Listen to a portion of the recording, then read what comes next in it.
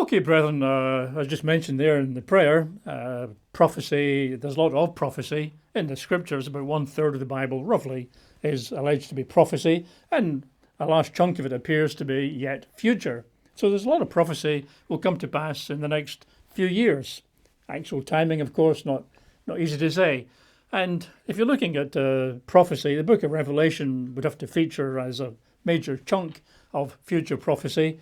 And in the book of Revelation, some scholars say the longest individual prophecy in the New Testament is actually Revelation chapters 17 and 18. Those two chapters constitute, in their view at least, don't know how they measure it, the longest prophecy in the scriptures, in the New Testament at least. I'd probably say the entire book of Revelation is prophecy. That'd be longer than 2 chapters, but that's what scholars tell us. And chapter 17 and 18 of the book of Revelation deal and focus on Mystery Babylon the Great. Who is Mystery Babylon the Great? Well, in code, chapters 17 and 18, which we're looking at today, tell us who Mystery Babylon the Great is, or at least strongly indicate. They tell us where we can find Mystery Babylon the Great, what she does, all right, and her ultimate destiny, right? So it's a key part of the book of Revelation. I think if you can't quite figure out Mystery Babylon the Great, you're going to struggle a bit with the book of Revelation as a whole.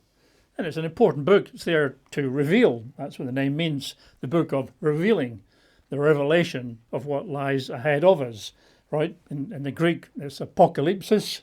So some people still call it the apocalypse, which they think means very mysterious, but that's just the Greek for revealing. So it should be a book that reveals to us what lies ahead.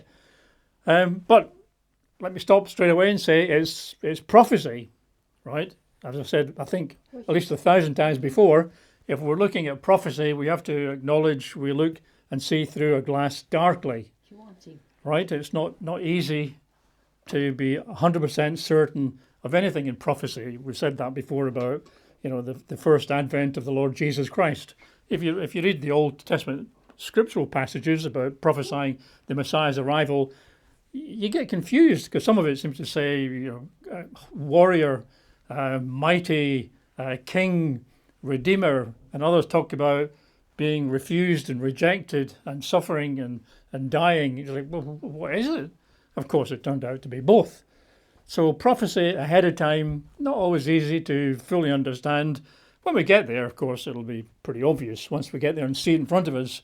But ahead of that time, we have to do our best. What I think we can always say is we should understand and be familiar with the narrative, what the words are, what little pen pictures have been drawn for us.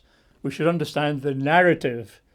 Now, the interpretation of it, I accept with prophecy, through a glass darkly, we won't necessarily understand everything. That's why sometimes I have my friendly chicken, which means speculation is arriving. And looking at Mystery Babylon the Great, there will be some speculation because it's not here yet. But if we understand the narrative, right, the words, the symbols, then when they actually appear before our eyes, we say, oh, I recognize that now. Previously I thought it was this, but now I can see it's actually something similar or a variation of what I thought. But if we know the narrative, we'll much more easily identify the reality when we see it. Okay, but as a basic introduction to Mystery Babylon the Great, let's turn to Revelation 17. We'll spend most of our time in Revelation 17 and 18, but not all. And we'll read verses 1 to 2, and then verse 18. So Revelation 17, verses 1 and 2. Then one of the 7 angels who had the 7 bowls came and talked with me, saying to me, come, I will show you the judgment of the great harlot. I think King James probably says great whore, who sits on many waters, with whom the kings of the earth committed fornication, and the inhabitants of the earth were made drunk with the wine of her fornication. So a great harlot, right? Sitting on many waters and commits immorality with the kings of the earth and also the inhabitants of the earth. So the whole world seems to be affected, influenced, contaminated by this this great harlot sitting on many waters. Well, who is the harlot? Well, because some people say, oh, it's the Roman Catholic Church, the Vatican. I think I was probably there once upon a time, many years ago. But not that long ago. Revelation 17 and verse 18 tells us who the harlot is. Verse 18, and the woman, a harlot, whom you saw is that great city which reigns over the kings of the earth. So the harlot isn't a church. It's not the Roman Catholic Church. The great harlot, the great whore, it says, verse 18, is a great city. Now, harlot is a symbol. There isn't such a thing as an actual harlot. The harlot is a symbol, and the symbol is a symbol of a city. So the symbol is the harlot, and the reality is the city. The city is not then a symbol of something else. Some people have tried that lark. The harlot is a symbol of the city, and the city is a symbol of something else, which is a symbol of something else. No, it's not. God's not that confusing. The harlot is a symbol of a city. So what we're looking for is an end-time city, which complies with the descriptions which follow about who, where, what that city is. So the first thing to identify is we're looking for a real, genuine city, but a great city. And the word or the phrase great city appears 8 times throughout Revelation 17 and 18, so it's not a one-off. It's not incidental great city. It is the great city, a great city. We'll just have a look at 2 or 3 of those places. We've got 17, 18 there, chapter 17, verse 18. The woman whom you saw is that great city, which reigns over the kings of the earth. So it's international power, international influence, worldwide influence of a great city. Which city? Look at chapter 18. Let's read verses, just a sprinkling of verses 16 through 19. So cutting into the middle of a sentence and saying, alas, alas, that great city that was clothed in fine linen, purple and scarlet, and adorned with gold and precious stones and pearls, it's been destroyed. So there's a lot of lamentation going on. For in 1 hour such great riches came to nothing. Every shipmaster, all who travel by ship, sailors, and as many as trade on the sea, stood at a distance and cried out when they saw the smoke of her burning, saying, what is like this great city? Verse 19, then they threw dust on their heads and cried out, weeping and wailing and saying, alas, alas, that great city, in which all who had ships on the sea became rich by her wealth. For in 1 hour is she made desolate. So this great city is going to be destroyed, suddenly, abruptly, and in a very brief period. So it's 1 hour. That might be literal. I don't know at this moment. Or it might just mean a very, very, very short time. But it's going to be destroyed, utterly destroyed. And it looks like the kings of the earth, the merchants, the tradesmen are distraught because this is the source of their wealth, right? So it is clearly a great city. The great harlot is a great city. It's not the Roman Catholic Church. Martin Luther thought it was, and I've seen others who thought it was, and I think that's what I used to believe. So far back in time, I've forgotten exactly what details, but I think it was probably somewhere in that mixture. Oh yeah, the great harlot. That's a Roman Catholic Church. A woman in Scripture pictures a church, and it's a harlot church, so it's a false church, so it's a Catholic Church. That's, I think, where it was. But it tells you there umpteen times, city, city, city, city, city, city, city. International city. City that produces great wealth for the world, but also fornication and abominations, right? So that's sort of what we're looking for, a great city in the end times. Now, which city could that be? Right, your city? Well, there's 5 major suggestions I've come across. There's probably others, but the ones I've come across, as if you like, as serious candidates for who this great city might be, there's 5. That's 5. So today we'll get through 4, hopefully at least get through 4, or at least start into number 4, and number 5 we'll have to wait for a future. So the 4 we're going to look at today, probably, depending on time, will be New York City, Rome, the original Babylon from Nebuchadnezzar's day, Jerusalem. and then another one next week. You have to come back for part 2 to find out the rest of the story. Oh, God, you eat my right. And if we're going to use the Bible as a measuring stick, a measuring rod, it describes the city in quite a bit of detail. So all we've got to do basically is look at the possibilities, New York and Rome and Babylon and whatever, and just compare those to the descriptions, and then it should either sort of support the suggestion, New York City, is that supported by the narrative? Might be, right? Well, actually, all of these, with one exception, seem to stand up okay-ish. They all look vaguely plausible, apart from, I think, original Babylon. I don't see much merit there, but some people suggest it's the case, because the name's there, isn't it? So let's start with New York City, right? Now, some people do believe New York City, or New York as representative of America as a whole, because it's like, the big main city in America, so it could be New York City, or it could be representing the totality of the US of A. I think we've got a slide we can show you there. So there's a book that exists, which you can go and track down, I guess, on Amazon if you want. America is Mystery Babylon. Not might be, it is. And the author, Stephen Stilwell, don't particularly know the guy. And there's other books. That's just one I got just to show you that this is not just me making up some ideas just to fill out a Bible study. There are people out there, sincere people, studious people, who reckon New York City is Mystery Babylon. Well, is it?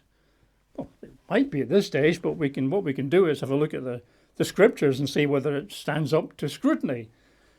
We'll do that with each of the possibilities. So we'll start here in Revelation 18, and let's read verses 11 to 19, which is a description of Mystery Babylon, and we'll see whether this sounds like New York City.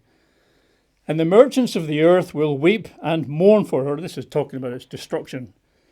For no one buys their merchandise any more. Merchandise of gold and silver, precious stones and pearls, fine linen and purple, silk and scarlet, every kind of citron wood, every kind of object of ivory, every kind of object of most precious wood, bronze, iron, and marble, and cinnamon and incense, fragrant oil and frankincense, wine and oil, fine flour and wheat, cattle and sheep, horses and chariots, and rather forebodingly, bodies and souls of men. That part sounds a bit like slavery, but you can see a huge description there of various commodities, many of them very, very valuable, like gold and silver and so on.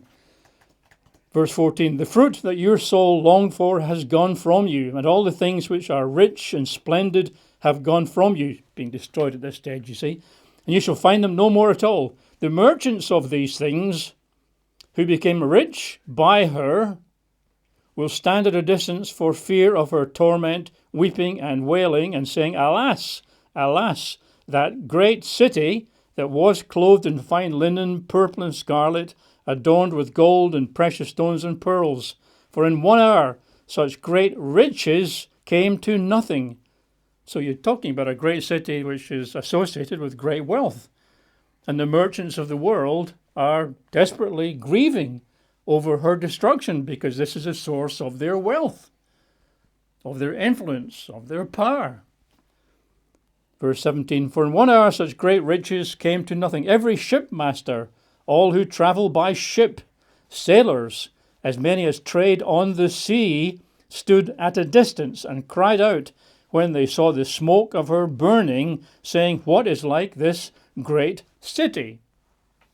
They threw dust on their heads, cried out, weeping and wailing, and saying, Alas, alas, that great city, in which all who had ships on the sea became rich by her wealth. For in 1 hour she is made desolate. So this is the destructive part of the great city. But you can see the background to the great city is wealthy, international ships and shipmasters and sailors, all sorts of precious commodities, through which the whole world and its tradesmen had become rich. So a great city that is wealthy, a great city that produces great wealth internationally, right? Well, New York City is a great city, right? It's got great wealth, I think currently it's got the most millionaires of any city in America and probably any city in the world, I imagine. 1 in 24 people in New York City is a millionaire. On a roof there. Now, of course, Mr. Mamdani's been elected as mayor this past week, so that Millionaires have been moving that might out. change. Either a combination of millionaires leaving Yeah. or Mr. Mamdani's Take economic their wealth. ideas destroying the previous wealthy status of New York City. We'll have to wait and see. Yeah. Right, and certainly today, as things are pre-Mamdani, the merchants of the earth do indeed get wealthy dealing with New York City and America as a whole, right? And of course, you got the United Nations is based, its headquarters at least, is based in New York City, in Manhattan. And United Nations is the world.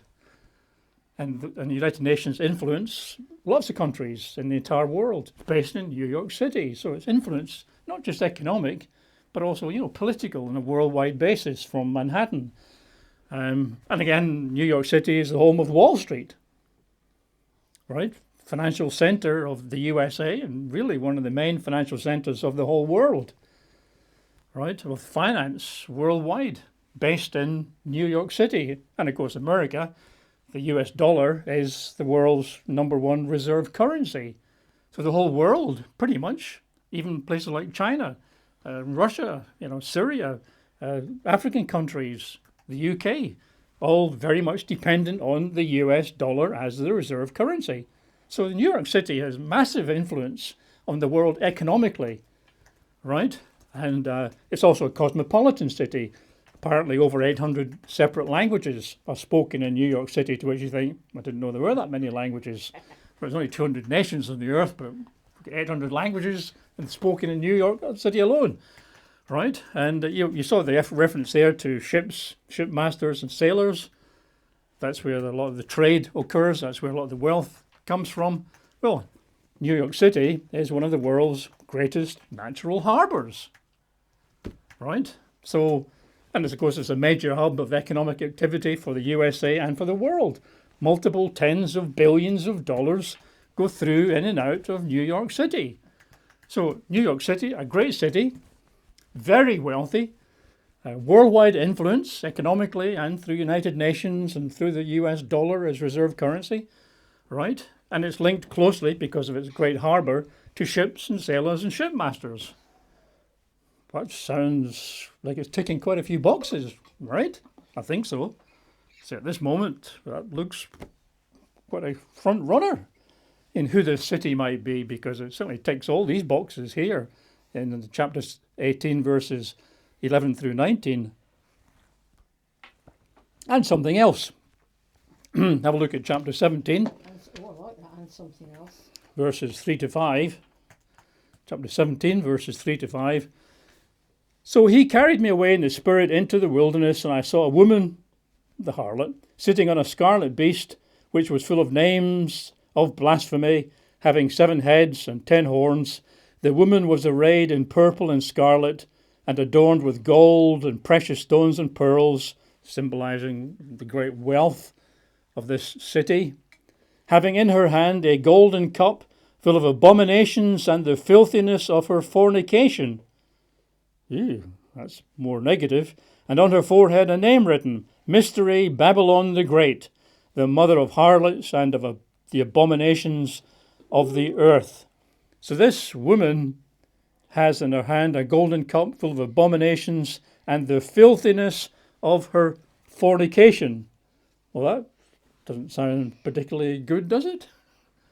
Very wealthy, but associated with fornication at an industrial scale. Well, New York, and America, perhaps represented by New York, is the biggest producer of pornography in the world, which is essentially, of course, fornication, right? It supplies pornography, which is massive business. I think I read somewhere something like $30 billion a year income from pornography in the US. And of course, it's presented on the internet to the whole world. So American pornography, which is massive in scale, industrial scale, and New York figures highly there, presents its fornication by means of the internet to everybody countries in Africa, South America, Central America, Europe, they have instant access to American and New York pornography, which is, of course, just fornication. Billions of people are affected by it. So, well, that's another little tick in the box, isn't it? New York City, America, fornication at industrial levels. Abominations, oh, dear me. And it's the wealthy city. Good heavens, New York's got a lot going for it in terms of being Mystery Babylon the Great. On the other hand, a possible counter to all of that. Let's look at chapter 17. And let's read verses 6, and then we'll go to 18, chapter 18. So Revelation 17:6. I saw the woman, this city, woman is a symbol of a city, great city. I saw the woman drunk with the blood of the saints and with the blood of the martyrs of Jesus. And when I saw her, I marveled with great amazement, or disgust perhaps. So this city is drunk with the blood of God's saints and martyrs. New York City? Not sure about that. Chapter 18, let's read verses 21 and 24. Chapter 18, verse 21. Then a mighty angel took up a stone like a great millstone and threw it into the sea, saying, Thus with violence the great city Babylon shall be thrown down, shall not be found any more. Verse 24. And in her, in Babylon, was found the blood of prophets and saints, and of all who were slain on the earth. Right, so whoever Babylon is responsible for the mass death of Christians, God's people. Right? Now, I don't see New York there. So therefore, if that's a key descriptor of Babylon the Great, Mystery Babylon, I think New York can safely get out of the way. It's wealthy, it's full of abominations and fornication, but I don't think the New York of today, and I don't see it changing significantly, is a place where you can find the blood of the martyrs of Almighty God in Jesus Christ. I don't see that. So I think that, to me, that sort of kills it as an idea. Oh, obviously, some people find a way to deal with that. That book cover we put up earlier, that sort of says the guy there believes it is America that is Mystery Babylon. So somehow, he and his colleagues find a way around that. I can't personally see it. I think that's quite a convincing reason not to consider that New York City is that. A more general point, not a specific scripture per se, but when I look at the prophecies of the end time, it seems to me that the prophecies of the end time are focused on the region of the Middle East. Israel, Jerusalem, and the nations around. If you look at any prophecy about the end time where a country's name is given, right, you've got Egypt, Syria, Sudan, Iran, Jordan, Iraq, Arabia, Turkey, etc. In other words, all the countries that appear to feature at the end time are in the Middle East. Whereas New York is way over there, 3,000, 4,000 miles away from the Middle East. So I think that's not exactly convincing, but it does seem to be another question mark against New York. It's in the wrong part of the world, right? I'd be much more persuaded if the potential city in question was in the Middle East area, because that's where prophecy appears to be headed. Okay, so New York City has got some not good points exactly. I'm sure you want to be identified as Mystery Babylon the Great, but it's got some ticks in the box. Yes, but then a big X. It doesn't look like it's going to be a killer of God's people, right? I mean, Seventh-day Adventists might dispute that, because they think the second beast of Revelation 13 is the United States, which is going to condemn Sabbath keeping and going to enforce Sunday keeping, and if you don't want to go with that, you'll be killed. So I suppose they might see a way where the US does end up with the blood of the saints on its hands, but I don't believe any of that's likely. So second potential is Rome, right?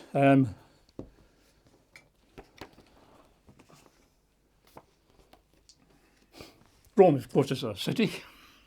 You could certainly call it a great city, I I was suppose. going there. And for the first few Scotland. centuries of church history, going back 200, 300, 400 years AD, scholars of that day thought Rome was Mystery Babylon the Great. That was their conclusion, right? It was a good candidate, at least. One of the early ones was a guy called Lactantius, Lactantius, Lactantius. He lived 240 to 320 AD, and he thought it was Mystery Babylon the Great. And Lactantius was an advisor to the Emperor Constantine, so he was quite high up in rank and influence and so on. And I think you could understand that because in 300 AD, Rome was a super powerful, dominant empire. It spread over all of Europe, Middle East, across North Africa. It was a big, powerful, very, very wealthy empire. And of course, it was completely pagan. People worshipped the emperor and various, gods and so on, goddesses. So it looked like it was a decent fit. And other well-known scholars, you might not recognize the names, but people like Tertullian, Irenaeus, and Jerome, who translated the Bible into Latin, these guys were heavyweights back in those days, and they said, yes, got to be Rome, because Rome is super powerful. It's a big worldly empire, right? It stretches across Europe and North Africa and the Middle East. It rules and governs over various kings and princes and so on. So it ticks all the boxes. But time passes, and by the time you get to 500 or 600 AD, Rome is no more. It's aged. It's lost its power. It's fading away. And so the idea that Rome was the city of Mystery Babylon sort of faded away because it doesn't look relevant any longer, which I think is fair comment. And today, if you're looking at an end-time fulfillment of these scriptures, which I guess we are, you'd have to say, well, Rome today? It's not particularly wealthy. It's a nice place to visit. We've been there a few times. It's very enjoyable. Great history there, great buildings from the past, great churches to go into and cathedrals, but it's not a wealthy city, right? It's not famous for international trade. Remember what we read earlier? The kings of the earth, the merchants of the earth, yeah, they look to this great city for wealth, and when it's destroyed, it's the end of their world. That resource for richness and money and wealth and prosperity is destroyed. Oh, I don't think many folk would look to it, Rome today, right? I'd like to go there, though. So I don't see that Rome fits the description of a very wealthy city generating wealth for much of the world. A bit like I just don't think that works. Now, of course, in its heyday, Rome certainly had lots of blood of saints and martyrs because in the early centuries, Christians were hunted down and savagely beaten and crucified and killed. Yeah, the Apostle Paul was killed in Rome, right? Don't think Peter was, although many people believe that, but I don't buy that. But Paul was certainly killed there. So lots of saints and martyrs died under Nero and other, Roman emperors. So you can certainly tick the box about blood of the saints. Tick, right? Great city. Well, it's a great city in terms of fame and its power over Europe and North Africa and Middle East in 200, 300, 400, 500 AD. We certainly tick a box there. But Rome today, don't see it. Now, of course, a lot of people, when they look at Rome, sort of do a little hop and a skip and a jump and end up with the Roman Catholic Church, as I hinted at earlier. Because, well, it's Rome, harlot pictures of church, and therefore 2 and 2 equals 5 3/4 in that case. Have a look at Revelation 17, because the Roman Catholic Church is over many people in many countries, and people will point to Revelation 17 and 15. Then he said to me, the waters which you saw, where the harlot sits, are peoples, multitudes, nations, and tongues. So the waters represent nations of the earth, different tribes, different peoples, different languages. And the harlot's a woman, pictures the church, doesn't, but we'll come back to that perhaps next week, right? So you see there that, well, that must be the Roman Catholic Church because it sits on people in all these different places, different peoples, multitudes of nations, which is sort of true of the Catholic Church. Catholic Church has, I think, currently about 1.4 billion adherents, and they're in every country in the world. They're in China, Japan, all across Africa, across Europe, Russia, North and South America, Central America. Everywhere you look, there are Catholics. So you could say, well, the Catholic Church sits on many waters, many languages and nations and so on. Well, it's true, right? And of course, typically, if you're going down this particular route, which I think is a dead-end route, personally, it's not too long before somebody throws at you the 7 hills of Rome. Well, the city on 7 hills is Rome. We all know that, right? Have a look at Revelation 17. Let's read verses 9 and 10. Typically, they'll just quote verse 9, but I'm going to quote the verse that kills it. 9 and 10. Here is the mind which has wisdom. The 7 heads are 7 mountains on which the woman sits. The woman sits on 7 hills, is how it's usually proposed. And the 7 hills, well, everybody knows Rome is a city on 7 hills. So this is a woman, a church, sitting on Rome, the city of 7 hills. We all know that. It's clear, right?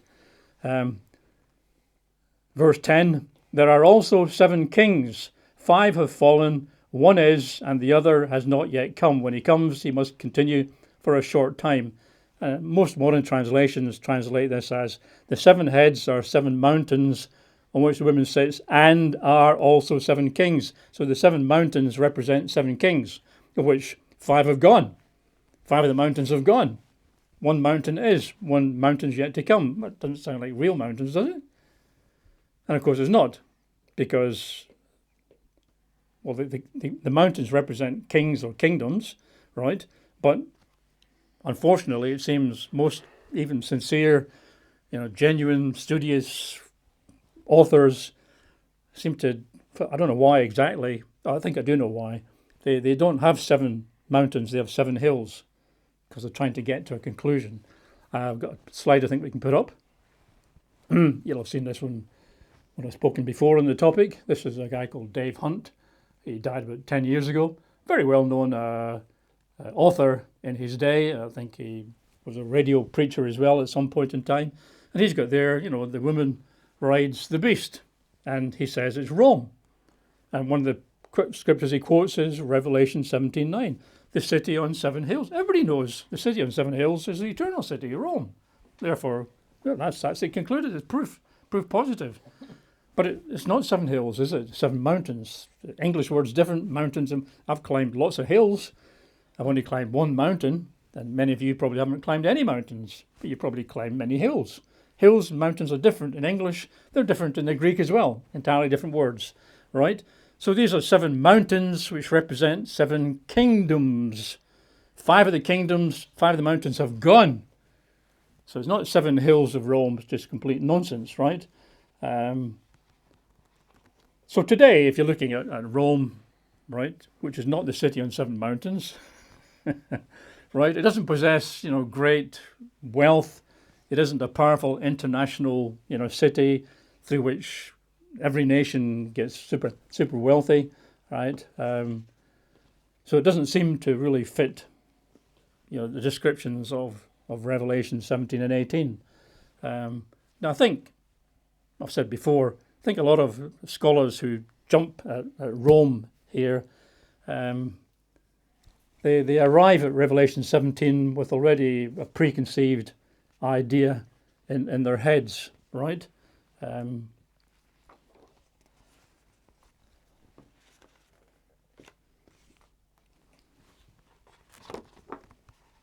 Cards a bit mixed up.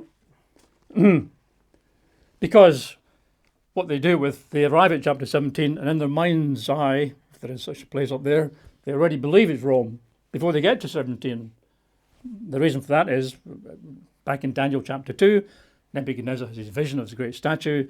The 4th empire there is the legs of iron, and they have determined, wrongly I believe, I've spoken this quite a lot before, that the iron legs represent the Roman Empire, which will be in existence when Jesus comes back and strikes it on the feet and it all blows up and disappears.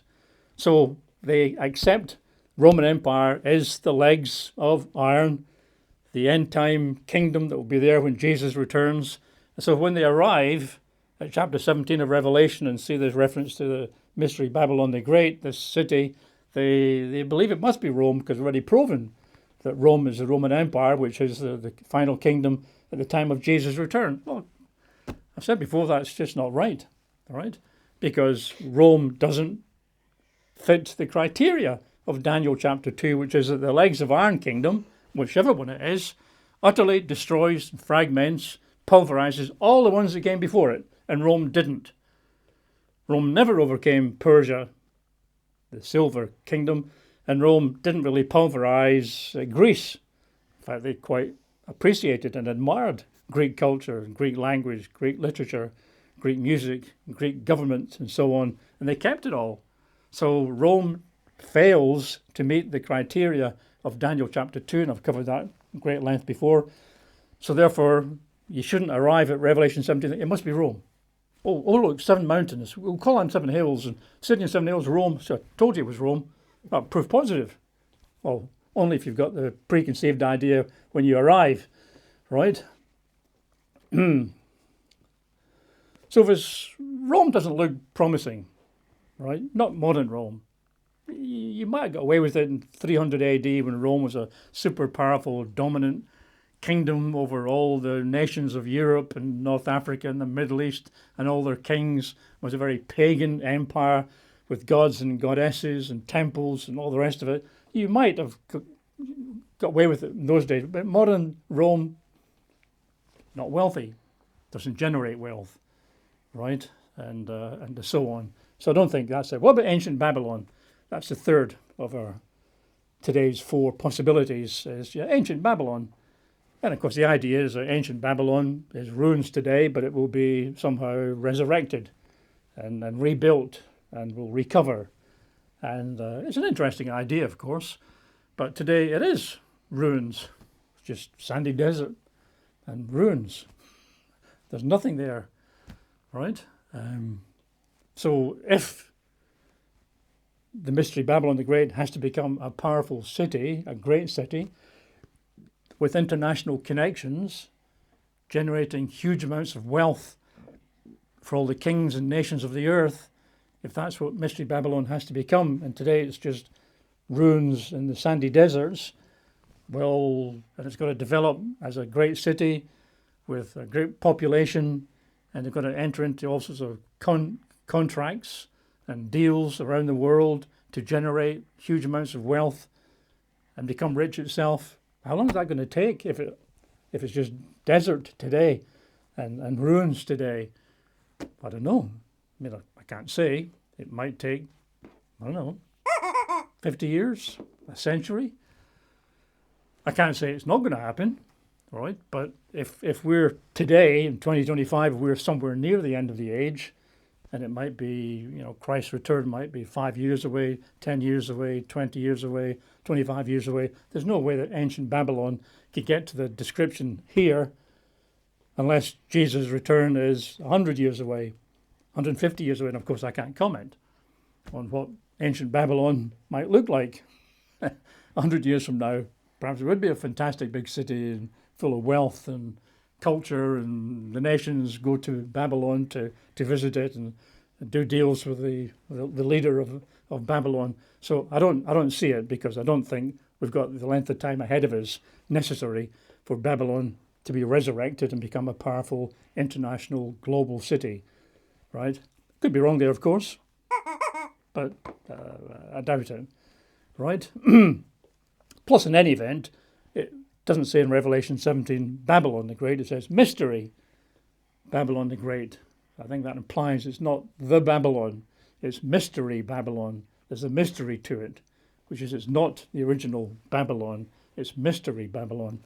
Okay, so that's 3 I think we've done today: New York City, Rome, and ancient original Babylon.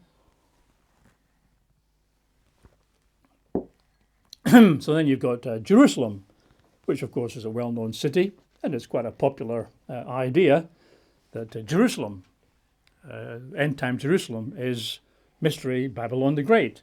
One of the main proponents of that, at least as far as I'm aware, is a guy called N.T. Wright. I think we have a photograph of him. You might recognise him, you might not. That's Mr. N.T. Wright. He's English.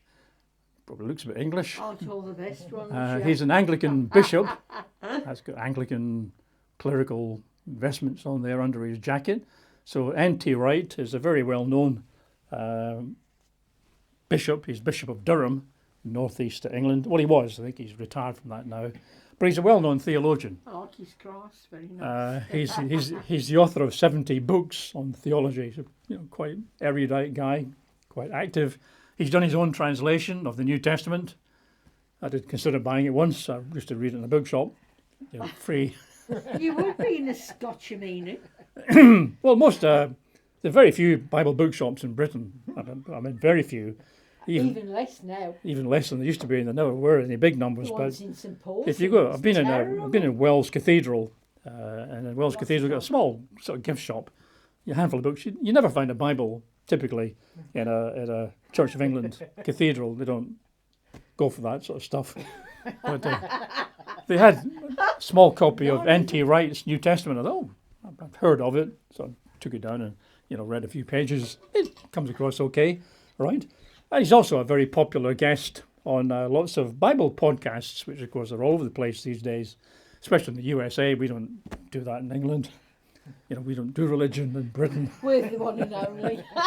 So the point is, he's a highly regarded theologian, very popular guest on lots of different shows, and he believes that Jerusalem is Mystery Babylon the Great, right? One of his weaknesses, unfortunately, is that he's what they call a preterist. He believes the book of Revelation was fulfilled in its entirety back in 70 AD. So when we're talking about the destruction of Babylon, right, he says that's the destruction of Jerusalem by the Romans in 70 AD when they destroyed the city and destroyed the temple. That's Babylon the Great, Jerusalem being destroyed. But there are many others out there who believe in a more futurist, as I do, that the scriptures are yet future. So there are plenty of folk out there that believe that Jerusalem is the great city in the end times, right? So they disagree with Mr. N.T. Wright there. Same location, but he says it's all happened already, and these guys, it's yet to happen in the future. I think we've got another slide we can put up. Gloria can't mean that the So Mystery Babylon, Jerusalem, the future capital of Antichrist by Mr. Chris White. Don't particularly know that guy, but that's just one book cover I picked up just to illustrate that the idea that Jerusalem is Mystery Babylon the Great isn't just something I'm just concocting. It's a popular idea, whether it's N.T. Wright or many others, right? But why would you choose Jerusalem? Isn't that like God's city? Well, Book of Revelation, chapter 11.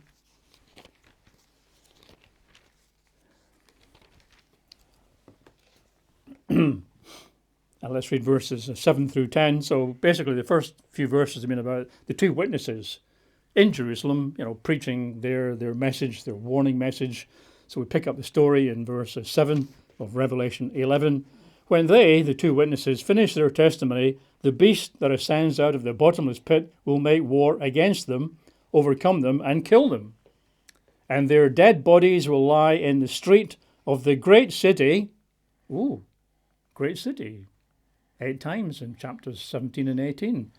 So their dead bodies will lie in the street of the great city, which spiritually is called Sodom and Egypt, where also our Lord was crucified. Well, where was the Lord crucified? Jerusalem. So Jerusalem is a great city. And it's called here Sodom and Egypt, which is pretty negative language about Jerusalem. Then those from the peoples, tribes, tongues, and nations will see their dead bodies 3.5 days and not allow their dead bodies to be put into graves. And those who dwell on the earth will rejoice over them, make merry, send gifts to one another, because these two prophets tormented those who dwell on the earth. So, you've got something called the great city, right, which God seems to be condemning here. He calls it Sodom and Egypt. Sodom, of course, is full of abominations. Egypt's full of idolatry. So it's, But then the view, I guess, of people like Mr. Chris White, who wrote that book there, I've not read his book, but probably going to say, well, that great city in Revelation 17 and 18, that great city, it says 8 times that great city. Here it says that great city. Well, therefore it must be the same city. I don't think so. I think there are 2 separate cities here. Like there's two women in the book of Revelation. There's the virgin bride and there's a great harlot. 2 separate women. there's two cities. There's the city of Jerusalem and the city of Mystery Babylon the Great. It's a bit like when I was at school, we had to do Charles Dickens as one of the authors we had to read quite a bit of. But he wrote a book, quite a decent book, I think from memory, Tale of Two Cities.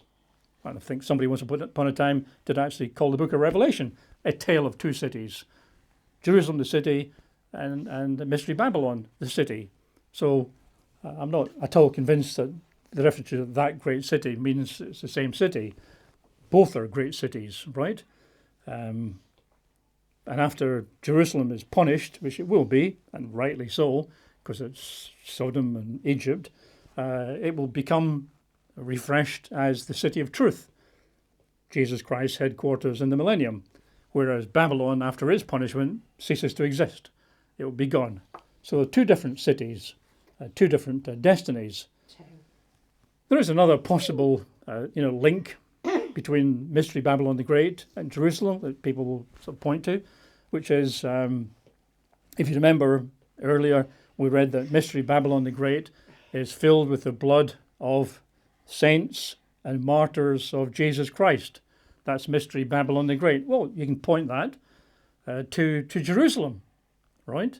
That Jerusalem has got the blood of saints and martyrs. Ooh, so that's another little, tick in the box. Have a look at Matthew 23. So what you're trying to do is say, well, we've got certain descriptions of Mystery Babylon the Great in chapters 17 and 18.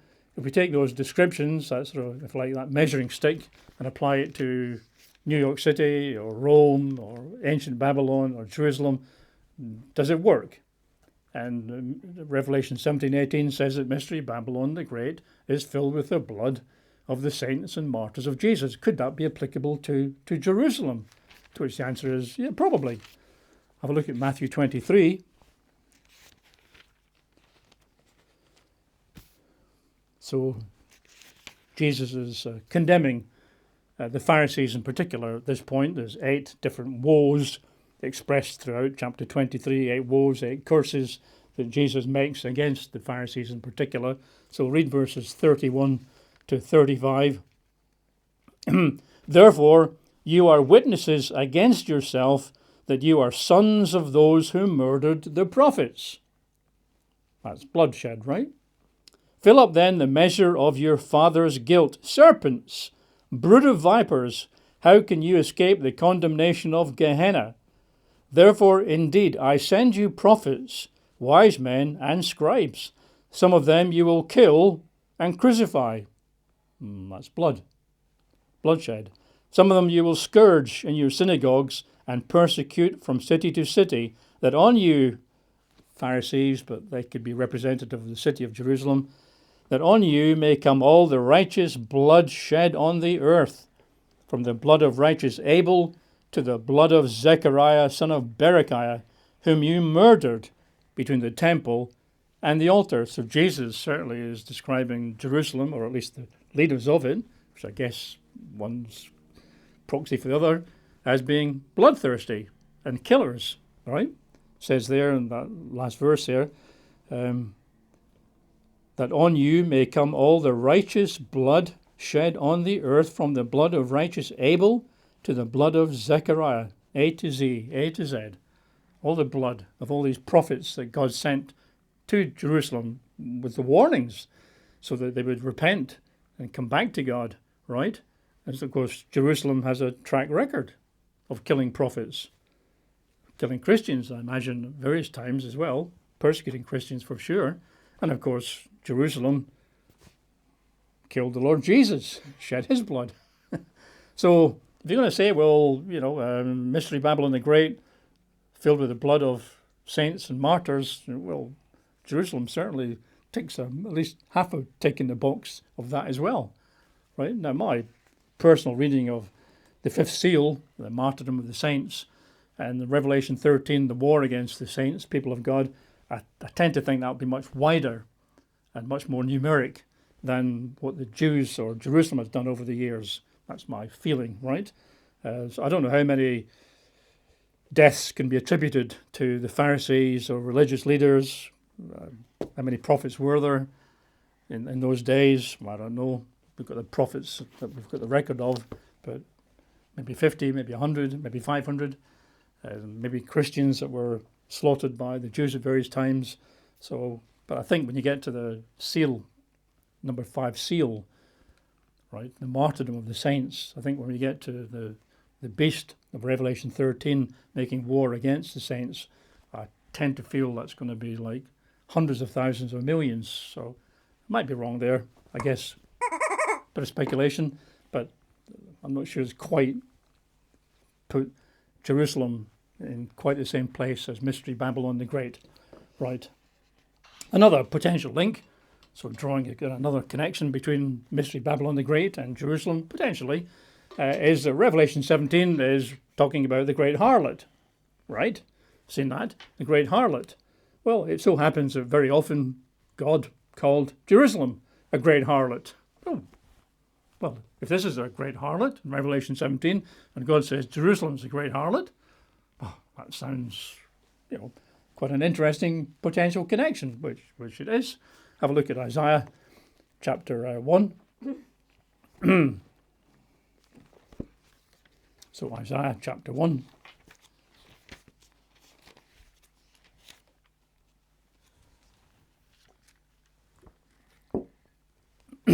Let's just try verse 1 and 21. So Isaiah 1:1, just to start with, just to get the absolute context. The vision of Isaiah, the son of Amos, which he saw concerning Judah and Jerusalem. Right? So the book of Isaiah is about Judah and Jerusalem. Right? Fair enough. Drop down to verse 21, where Isaiah, on God's behalf, says, how the faithful city, Jerusalem, has become a harlot. It was full of justice, righteousness lodged in it, but now murderers, which was bloodshed. Right? So Jerusalem has become a harlot. And we haven't got time today, but next week we might look at another couple of places to see that God often referred to Jerusalem, his city, as a harlot. Or I guess King James probably said a whore, right? So that's a strong connection between Revelation 17, Mystery Babylon the Great, is a harlot. Jerusalem is a harlot. Jerusalem has shed at times the blood of the prophets and the saints. The Mystery Babylon the Great sheds, blood of saints and so on. So another connection there. It's a great city, right? Although I think that's fairly weak, because to me it's the tale of two cities, and so on. But I think where Jerusalem today, of course I can't speak about 10 years from now, when things might have changed a bit, but today I think Jerusalem has a problem in satisfying Revelation 17:18 because it's not a hub of international global finance and wealth, right? Revelation 17:18, the Mystery Babylon the Great, is a very, very wealthy city in its own right. It creates wealth for much of the world, such that when it's destroyed, the merchants of the earth, the financiers, all that sort of people are distraught. They're grief-stricken because the source of their great wealth has come to an end, right?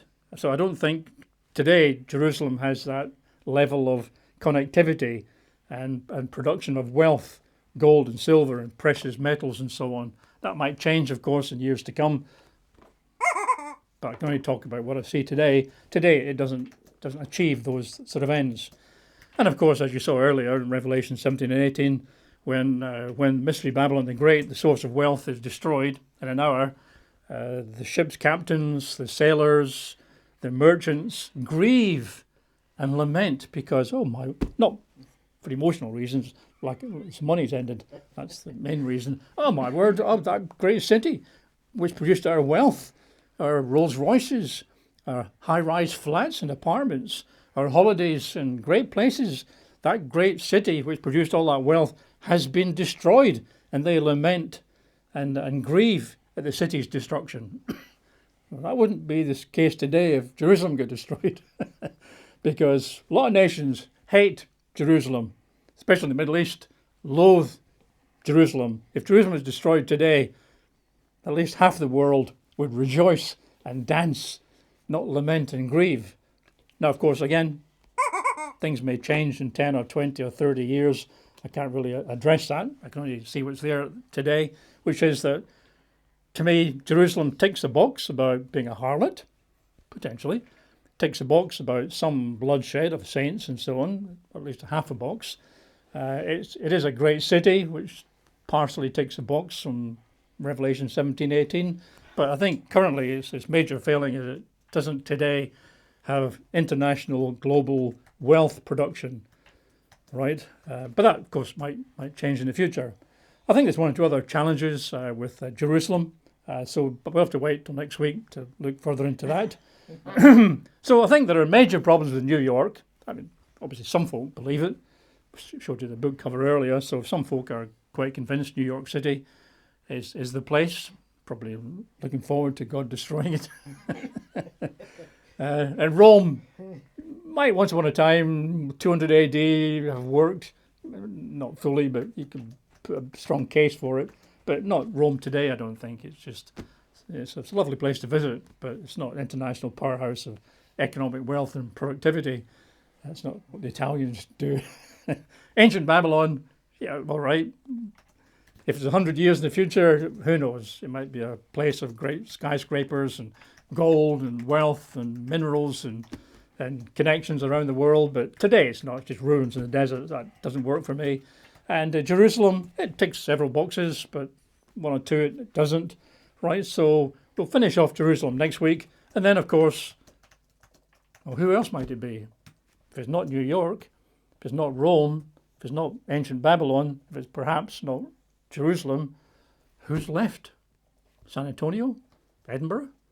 Which is the other great city that it could be? Well, if you want the answer to that, you have to come back next week, in which case I'll see you there.